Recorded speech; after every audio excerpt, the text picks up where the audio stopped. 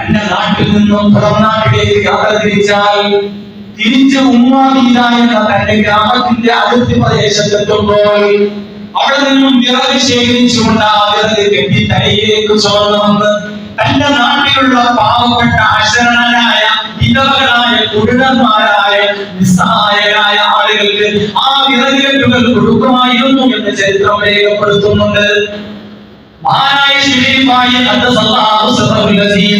വഴിയോരങ്ങളിൽ അന്ധന്മാരായ ആളുകളെ കാത്തു നിൽക്കുമായിരുന്നു.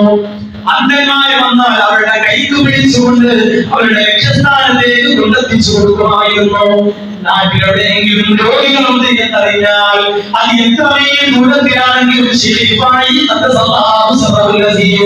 ആ രോഗികളുടെ സമീപത്തിൽ ചെന്ന് അവരുടെ വസ്ത്രങ്ങൾ അലക്കി കൊടുത്ത് അവർക്ക് ഭക്ഷണം കൊടുത്ത് അവർക്ക് വേണ്ട സൗകര്യങ്ങളും ഹിദ്മത്തുകളും എല്ലാം ചെയ്തു കൊടുത്ത് 1 or 2 ദിവസം അവരോടൊപ്പം താമസിച്ച് അവരോടൊപ്പം ഇരുന്ന് ഭക്ഷണം കഴിച്ച് അവരെ സമാശ്വാസ വാക്കുകൾ കൊണ്ട് ആനന്ദ നൃത്തത്തിൽ അയച്ചുകൊണ്ട് അവരോട് ദുആ വസിയത്ത് ചെയ്തതിനു ശേഷമാണ്